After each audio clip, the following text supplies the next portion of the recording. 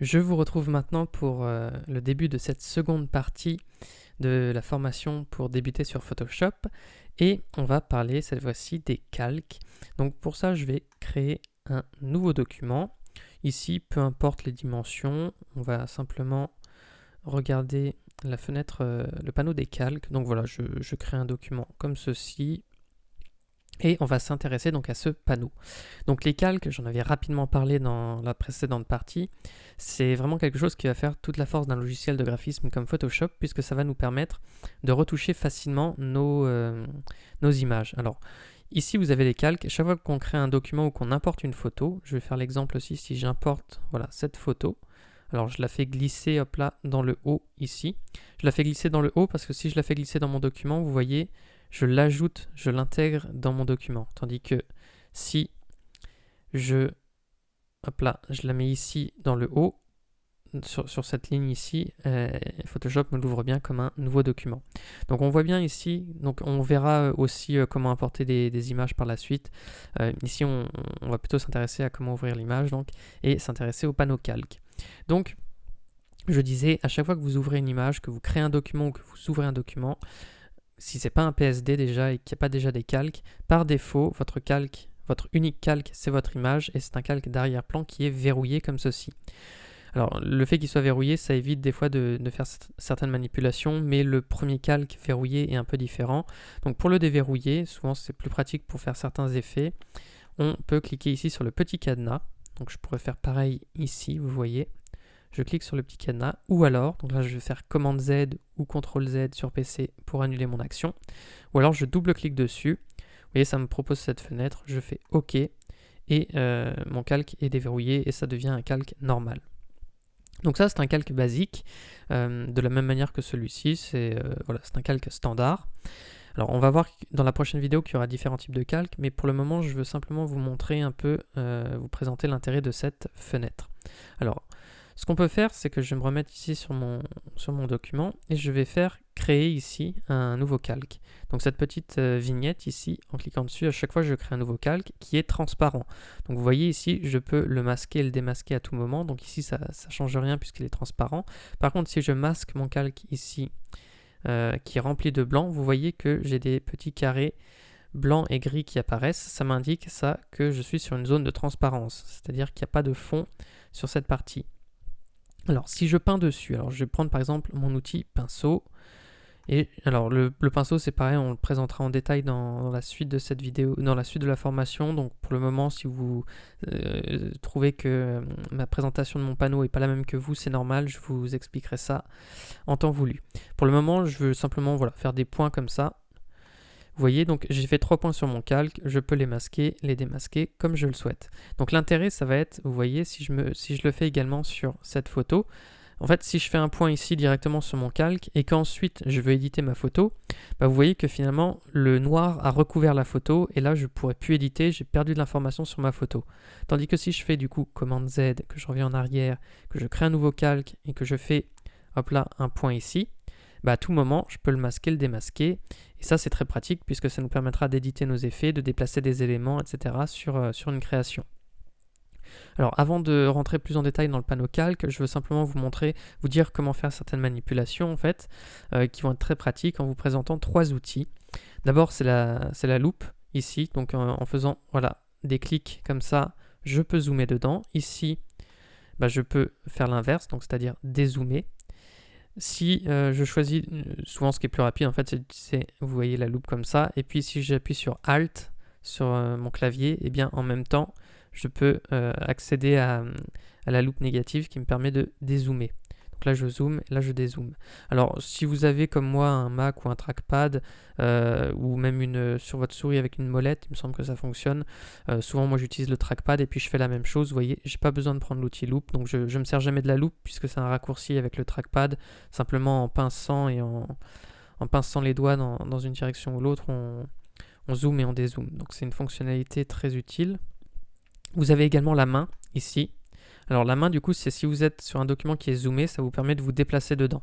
C'est pareil, avec le trackpad, je me déplace dedans sans utiliser la main, mais du coup, si vous avez une souris, ça peut être utile des fois d'y recourir.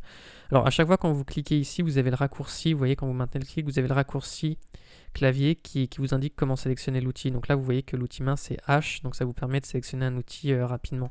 L'outil déplacement, c'est V, par exemple. Donc des fois, vous voyez, je fais H, V sur mon clavier, ça me permet de récupérer un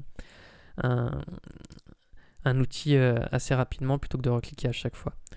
Ensuite, donc un outil très utile, ça va être l'outil déplacement, celui-ci, qui va nous permettre de déplacer des calques. Vous voyez ici, je prends mon calque, mon cercle, et je peux le déplacer comme je le souhaite sur mon document.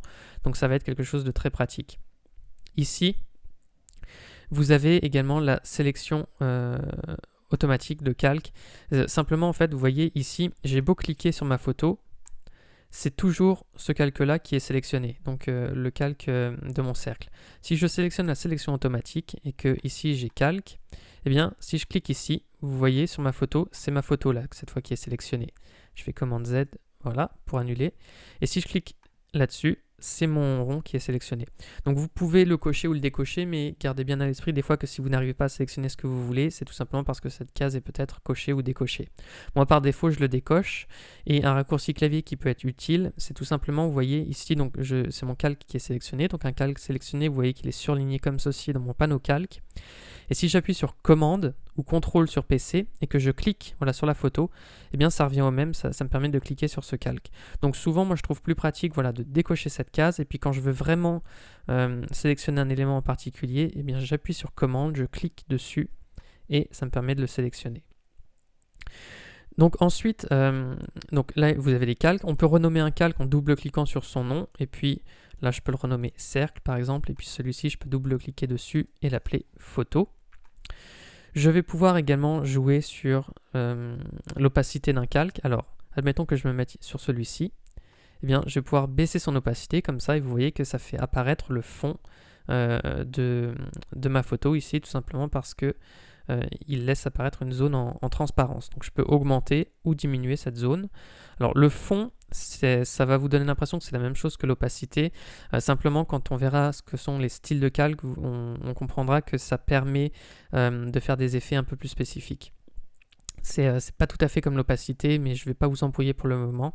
À la limite, si vous voulez baisser l'opacité d'un calque, de toute façon, c'est l'opacité qu'on utilisera. Le fond, ça nous servira seulement pour réaliser souvent certains effets voulus avec les styles de calque. Donc ici, je vais m'intéresser aussi au panneau. Donc ici, vous voyez que je peux créer un nouveau calque. Donc je vous l'ai montré. Je peux également supprimer un calque en cliquant sur la poubelle, ou alors je clique sur la touche supprimer de mon clavier et ça me supprime un calque. Alors admettons que je crée voilà, plusieurs calques. Maintenant, je vais faire un calque comme ceci. Je vais changer mes couleurs ici, et puis je vais faire voilà, 3 points de couleur sur 3 calques différents. Vous voyez, à chaque fois, j'ai créé un nouveau calque et j'ai fait le point sur un nouveau calque. Alors, ces calques, je peux en sélectionner plusieurs en même temps. Vous voyez, à chaque fois que je clique sur un calque, j'en sélectionne un. Mais admettons que je veuille tous les déplacer. Eh bien, ce que je fais, c'est que je clique sur le premier, je maintiens Shift enfoncé sur mon clavier, et je fais un clic, je relâche Shift, et maintenant, vous voyez que j'ai sélectionné mes 3 calques, et voilà. Donc, ça permet de sélectionner un calque. Vous voyez, je pourrais très bien en avoir plusieurs, des calques, et puis je maintiens Shift, je clique sur le dernier, ça me les sélectionne tous. Si je veux sélectionner uniquement certains calques, par exemple les calques 1, 3, 5, ce que je fais, c'est que je clique par exemple sur celui-ci. Là, je vais cliquer sur commande ou contrôle sur PC. Et puis, à chaque fois, je refais un clic sur les calques que je veux sélectionner. Et là, ça ne me sélectionne que les calques sur lesquels j'ai cliqué. Donc ça, c'est des manipulations également qui vont être très intéressantes. Alors là, je supprime ces calques-là puisque j'en ai plus besoin. Et une fonctionnalité aussi qui va être intéressante, puisque des fois on va avoir beaucoup de calques, ça va être de sélectionner, vous voyez, tous ces calques. Donc je maintiens Shift enfoncé pour tous les sélectionner, et je peux les grouper dans un groupe comme ceci. Alors le groupe, je peux lui-même lui donner un nom, je pourrais l'appeler cercle par exemple, et après, eh bien, tous mes calques sont groupés dedans, donc ça nous permet des fois de ranger notre document. Donc c'est des fonctionnalités pareilles qui vont être très pratiques. Alors je vais revenir en arrière dans mon historique, voilà, j'ai pas besoin de groupe pour le moment. Et je vais vous parler également des modes ici des modes de fusion des calques. Alors ça va être pareil très pratique. En fait, ça va nous permettre de réaliser certains effets. Vous voyez pour le moment que mon calque ici, eh bien, il est opaque par rapport à celui du dessous. Simplement, la manière dont celui du dessus apparaît sur celui du dessous peut différer selon les modes qu'on va mettre ici. Vous voyez que si je mets des modes incrustation, par exemple, lumière tamisée, eh bien, l'aspect change finalement et ça va nous permettre de créer toutes sortes d'effets. Alors, ça peut paraître un peu effrayant au début parce qu'il y a énormément de modes ici et ils réagissent tous d'une certaine façon. J'ai fait une vidéo sur la chaîne YouTube pour les présenter en détail et expliquer comment ils fonctionnent. Pour le moment, je ne vais pas vous embrouiller avec ça parce que voilà, vous apprendrez à les connaître de toute façon au fur et à mesure, mais sachez juste qu'ils ont tous de toute façon un rôle. Mais le plus simple au début pour apprendre à s'en servir, c'est tout simplement de les essayer un à un et puis de voir un peu ce que ça fonctionne avec différents types de calques. Mais il y a énormément de possibilités avec. Donc je vais supprimer mes calques ici. Je vais vous montrer aussi une commande qui est intéressante, c'est de faire Command J ou CTRL J sur PC. Ça nous permet de dupliquer un calque. Vous voyez, là j'ai exactement le même. Je pourrais faire sinon un clic droit et je pourrais dupliquer le calque ici en cliquant là-dessus. Je fais OK. Alors là, vous voyez que je peux dupliquer mon calque en passant par là pour le mettre directement sur ma photo, sur ce document-là qui s'appelle photo, voilà, avec un nom bizarre. Simplement, je pourrais choisir de l'importer, en fait, de le dupliquer vers un autre document. Vous voyez, sans titre 1, c'est le document que j'ai créé tout à l'heure. Et bien, si je fais ça, je fais OK, je vais tout simplement retrouver mon calque ici. Donc, vous voyez, maintenant, je peux le redéplacer. Et donc, c'est une fonctionnalité qui est très pratique, des fois, pour importer un calque d'un document à l'autre. Une chose aussi que je vais vous montrer, j'y pense maintenant. Admettons que je recrée, voilà, là, j'avais fait mes 3 cercles. Je vais créer un nouveau calque. Et je vais faire un autre point noir. Mettons que je le fasse ici. Si maintenant je me dis, j'aimerais bien que tous mes points soient sur le même calque, ce que je fais, c'est que je sélectionne mes 2 calques. Donc je maintiens Shift enfoncé, je fais clic droit.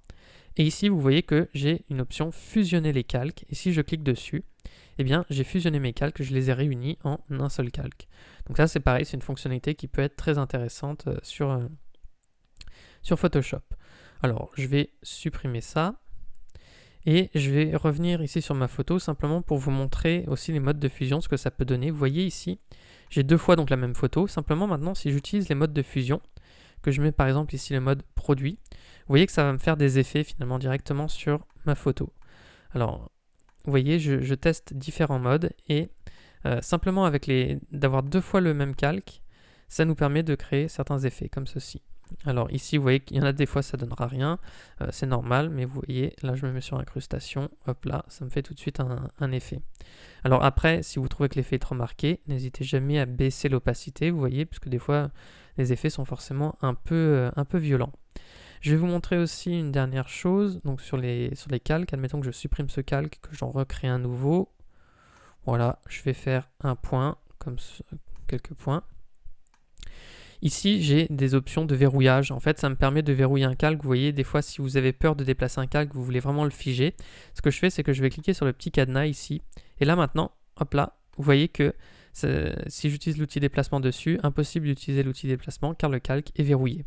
Donc là, en cliquant sur le petit cadenas, je verrouille absolument tout sur ce calque, donc je ne peux plus du tout le bouger et le modifier. Donc ça peut être bien des fois si on a peur de faire une bêtise sur un calque. Sinon, ici vous avez différents verrous. Alors ici, à chaque fois, en fait, vous allez verrouiller seulement une partie. Donc là, par exemple, vous verrouillez la position, donc je ne peux plus le déplacer. Par contre, je peux encore écrire dessus. Vous voyez, je peux refaire un point. Tandis que si je clique sur le cadenas ici, que je verrouille tout, eh bien, je peux même plus dessiner dessus, vous voyez. Donc le cadenas, ça verrouille vraiment tout. C'est souvent quand on utilisera le verrou, ce sera plutôt le cadenas pour tout verrouiller. Alors, je suis en train de réfléchir. Alors, les petites icônes ici, simplement, ça vous permettra de trier vos calques selon le type de calque. Mais ça, je vais vous les présenter dans la prochaine vidéo. Et ici, vous avez d'autres icônes qu'on n'a pas vues. Donc, les trois là, on les a vues. Créer un groupe, créer un calque, supprimer un calque. Ici, ça va nous permettre de créer des calques spécifiques. On verra ça dans la prochaine vidéo. Ça, c'est les masques de fusion. Pareil, on verra ça dans la suite. Je vous montrerai leur rôle. Et ça, on va le voir également dans cette partie. C'est les styles de calque. Ça va être quelque chose de très puissant pour réaliser certains effets. Donc tout le reste, je vous le présente dans la suite.